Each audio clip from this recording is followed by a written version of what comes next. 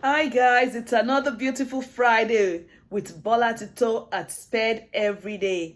Thank you so much for watching, and to all my subscribers, I want to say thank you so much. To those watching for the first time, you are welcome. And please remember to share my video because you never can tell who needs the information. Together, let us make the world a better place. Before I go on this morning, I want to apologize for those waiting to watch the second part of Emotional Disturbance with Dr. Adetumbi. Unfortunately, I developed some technical difficulties while trying to upload the recording, and I can assure you that as soon as I get that fixed, you will definitely have the video. It is important as parents of individuals with exceptionalities or their caregivers to self-care on ourselves, to reduce stress and to live a stress-free life. But how do we do this? Today, we're going to be talking about some tips that would help parents and caregivers of individuals with exceptionalities to manage stress, to live a better life, and to positively affect their children. Giving some points today or sharing some tips today, and of course, my focus will be on parents that are hearing the news for the first time. Your child just got diagnosed of a kind of disability. It could be learning disability, intellectual disability, autism, speech impairment. This to you may be words that you've never heard before. Not just hearing those words before, not just hearing those disabilities before, but some people don't even know there's anything termed disability. So as this kind of parents, these parents or a caregiver or sibling, what do we do?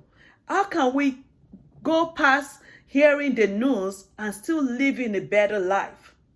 The first tip, I'll say, take a deep breath. Like I just did. Take a deep breath. You just got the news. And I'm telling you, that is a turnaround for a lot of families. This is a kind of news that can even break families. This is a kind of news that can make a mother, feel guilty, or a father or parents feel guilty about whatever thing they feel they've done because of lack of information. While some parents, because some may even not have had it like early, got the news early, the child may be older, and they're like, oh, I'm full of regret, I wish I knew. But first of all, you want to forget all those and just take a deep breath. So what's next? How do we face the reality of this? Because that is one thing that is very important, but it's very hard to do. Facing reality of accepting that my child has a kind of disability. And that is why we see a lot of parents going to churches, trying to do deliverance and trying to talk to pastors, even paying for that, or going to finding different means to take out the disability in their child. So I'm telling you, it is important we need to face this reality, but how we do it matters. So some of those, the number 2 thing I would say you should do is communicate. You cannot hear this news and keep quiet. Just stressing your brain by keeping quiet. Emotionally, you're going to be drained. Physically, you're going to be drained, and you will not even have the strength you need to be able to take care of your child. So first of all, we want to communicate with our nuclear family. Does this child have other siblings? Do I have a spouse? Do I have a husband or wife who lives in the same household, who shares the same space with this child? We want to sit ourselves down as family and talk about it. We just got this news from an expert. One of us has been diagnosed of a kind of disability, and this is how we're expected to go about it. Now you got that as number 2. Number 3, why not do your own research? Instead of saying, okay, I'm praying about it, I'm going to the church and doing all that, we need to understand what's going on. You know why you need to understand what's going on? So that you can know what you want to pray about. Because if you don't know, how do we ask? If you don't know, how do we ask God? And how do we seek medical, advices? Or how do we know what resources we need, or what we need what we need for our child to help our child, and even us as caregivers? So after communicating with your family members, other family members, we together as family, we need to do the research.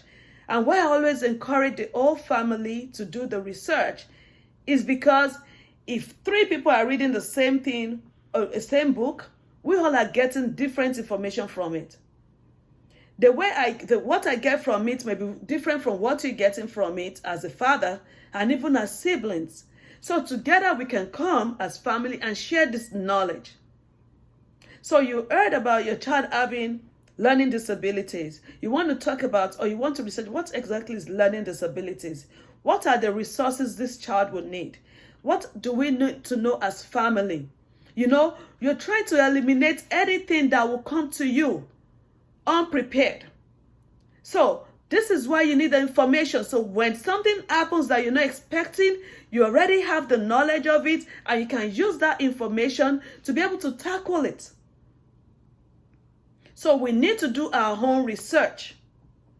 And while we are doing our own research, we need to remember that this child needs our help, needs our moral support. And if you don't have that moral support in us, we're not going to be able to give it out. So another important tip is that we need to stay strong. Stay strong. It's hard to stay strong, but we just need to stay strong. Because that's your child. And you know that with this being your child, you are that first point of contact that gets affected the most. And if anything happens to you, it's totally going to change the life of your child. It's going to turn the situation around. For example, hearing the news, and you just break down, fine. It's good to break down and pick it up and get back on your feet. When we break down, we don't want to stay there. When we break down, we keep encouraging negativity. Encouraging that is pushing us away from our goal, from the focus, which is to help our child live a better life, and to help us build that independence in that child to the certain extent that even when we are not there, this child is able to function either on their own, on his or her own, or with the assistance of other people. So please stay strong. What else? Be positive. Be very positive. One thing I've learned as an educator to individuals with exceptionality is to have a great sense of humor and to be positive, because if you keep yourself down, overwhelmed, you're going to encourage negativity, like I said earlier, and then you're going to feel drained all day. There are times that your child will do things great that you celebrate, and there are times that your child will do things that you feel like crying all day, or you may even want to regret, why did I have this child? And it's gotten to some level in some people that they even kill their child, or they commit suicide on their own. And now I don't want that to happen to any of us. And that is why the information is key. So when we're able to go through this process to help, relieve stress, to bring down the stress level, it averts a lot of bad things that can happen. So, like I said, be positive and know that you are not alone. Whatever type of disability your child has been diagnosed of, remember you are not alone. So use that community to build support around positive people. It could be other extended family members. It could be joining a group on Facebook about that particular condition. It could be talking to experts to know, okay, where can we find resources? Where can we go to? Where do parents with individuals with exceptionalities meet?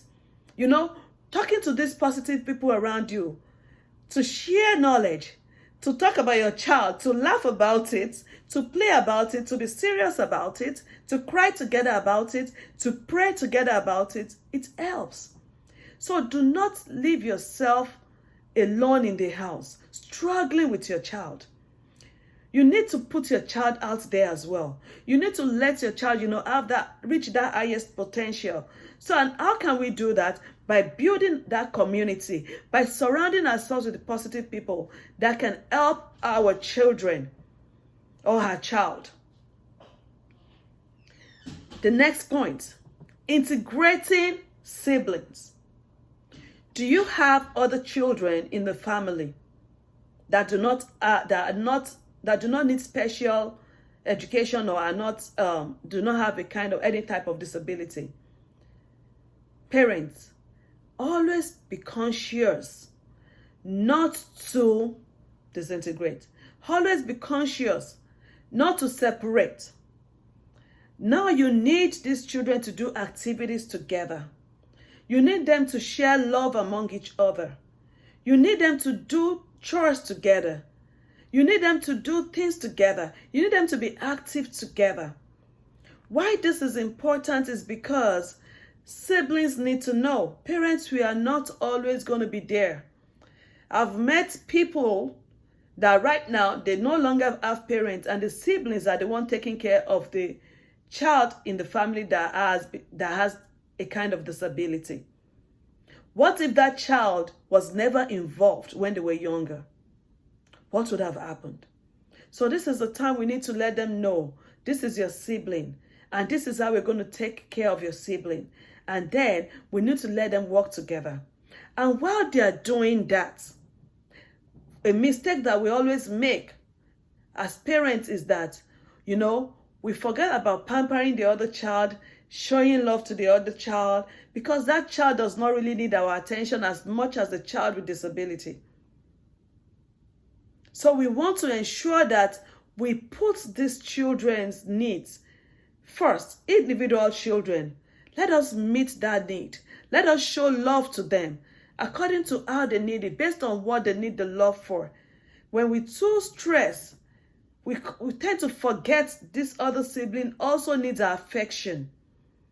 So please, parents, we need to be conscious about that and to make sure we give every of our children the affection they need. And also to the spouses, another tip. It can get so overwhelming that as a mom, you've gone all day, doctor's appointments, teachers, therapists, cleaning diapers, cleaning up, trying to feed, and then we forget that we have a husband. Or as a man of the house, you are the one doing all this and you forget you have a wife. Everybody needs that affection. So we need to understand that it's separate. Each child, this child needs exceptional services. This child needs some special needs. But even though that child needs some special need, we also still have people in our household as part of us that still need our love and care. So to still continue to remain as family and to support each other, we still need to give each other what we deserve from each other. Again, I'm going to take a deep breath. Another important tip, eliminate guilt. A lot of people feel so guilty. Oh, maybe if I took my vitamins, maybe if I did my doctor's appointment, maybe if I did this or did that, or if I had not done this, maybe it was what I did. You need to let that go.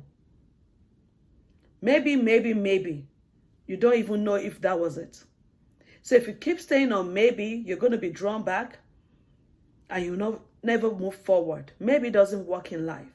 So parents, we need to, consciously eliminate any kind of guilt or any kind of maybes so that we can keep going forward. Importantly again, plan resting. That's why we need to share responsibilities in the home, within the household. If you can pay for caregivers, perfect. If you cannot afford it, let's reunite as family to help each other so we can take turns to rest. Because self-caring on ourselves as parents or caregivers of individuals with exceptionalities is very important so that we will not break down, so that we will not die young, so that we will not have diseases that will keep us, or health issues that will keep us in the hospitals, or that will take us away from our kids. So we want to ensure that we rest well, with self-care, we go out, we have fun. We need to create that time because we still have our own life to live. We still have a destiny we want to fulfill. So do not say, because I have a child with exceptionalities, I'm leaving my own destiny or my future aside. You still need to achieve all those because those are the things you look at and they keep you going. So remember, rest is important. Another great point, learn to sit back. When I say learn to sit back, it means there are times you just need to observe.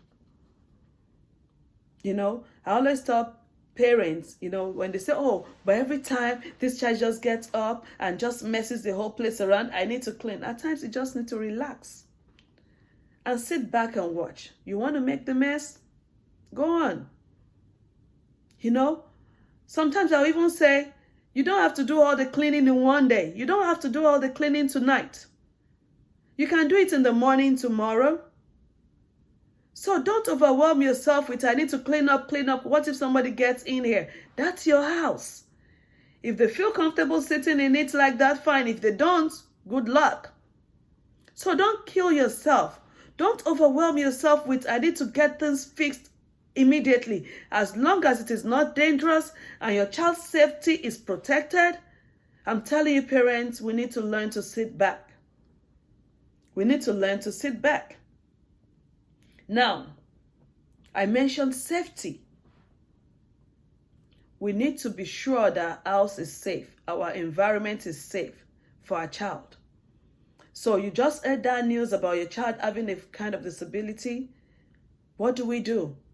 We make sure everything, through our research, we already know what, and through our observation of our child, we already know the things that can affect this child if not properly secured. So we want to ensure that safety first. Because while helping our child, we don't want our child to, now have some additional injury, or we don't want extra stress. So you need to keep the child's environment safe. You need to keep your home safe. If there's anybody in your household that their presence can affect your child, I can tell you, it's better to let them go. If there's anything you've acquired in your home that if your child can affect your child negatively, please let it go. We just need to face that reality just to serve the best, just to be in the best interest of our child. Now, something that is difficult for a lot of people, to be organized. We need to learn organization skills. We need to be very organized, we need to be very detailed, and we need to keep writing. And I need to give you this point and why it is important. Organization helps for the future. Writing down helps for the future. A lot of people, for example, individuals with exceptionalities, are the only child in the family, or maybe of a single mom. Now, the mom passed. How do we go from here?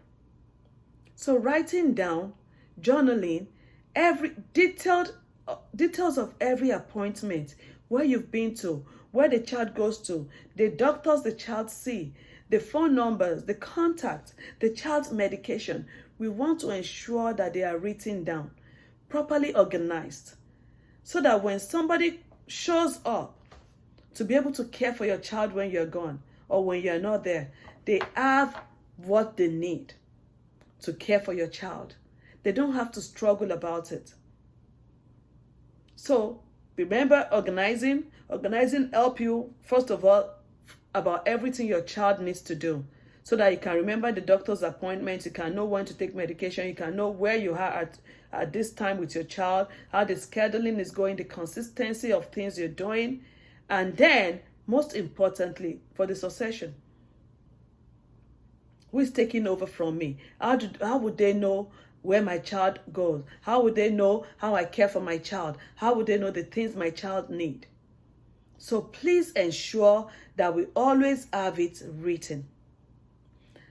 Then, another tip, pay for what you can afford.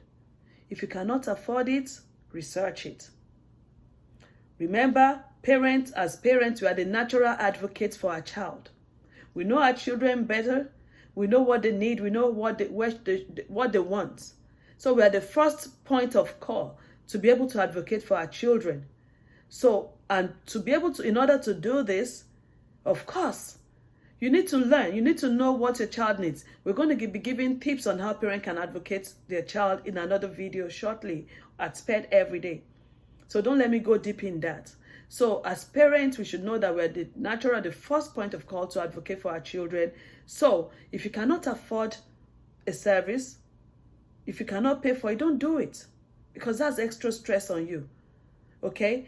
And you can also find out resources, free resources that can help your child, you know, and can help you as parents. And always remember to hire professionals as well. If you're doing something to yourself, to your child, you need counseling services. Talk to people that are in this area that can help you. Don't just jump into other people. Don't just do things because others are doing it. Seek a professional or an expert in the area of need. And always remember to always stay calm. Because especially hearing from people that do not know about your child, hearing from people that are not aware of your child's disability can be overwhelming. So whatever news that is coming to you, parents, let's remember to stay calm. Let's remember to stay collected. Let's remember to stay positive. This will help us reduce stress. Finally, I would want to say, remember to positively influence your child and lead your child positively. The way you do things, even if your child cannot talk, cannot see, but they can perceive, the way you do things, you know, will determine how successful, how better your child will be. If you neglect your child will not be able to reach not even the highest potential, but to reach any potential. If you're emotional, you're too emotional about the whole situation, you're bringing out the morale of your child. So that is why we need to know that we are great influence to our children, especially the ones with exceptionalities. They can perceive, they can feel. So when we're around them, let them feel good. Let's show that positive attitude. Let's show that joy, that we are happy that they are there. Let us show the acceptance that, oh, you have a family that supports. You have us here for you. And that will go a long way. Again, parents, today I want to leave you with the fact that always self-care on yourself. Acceptance and facing reality is hard, but the ball is in our court. Whatever thing we do with it is what we get from it. So whether it's hard to face reality, whether it is hard to accept that you have a child with exceptionalities, remember that your life is important. You want to reach your own fullest potential. You want to achieve your destiny, your aim in life. And to do it, you do not need extra stress. To do it, you need extra support for yourself. And you are the only one that can help each other. And I hope this would encourage you today. And for spouses, I want you to continue to work together as one and to make it a better, experience with you as a family. This is not the time to leave each other. This is not the time to fight each other. This is the time to learn together and to serve purpose together. Thank you so much for watching today. I'm so glad again to be here. I'm honored to be your #1 call at Spedeveryday, and when it comes to special education and to helping your children. Again, thank you to all my subscribers. It's your girl Bola Tofatoki, and see you next Friday. God bless you and have a great weekend. Bye.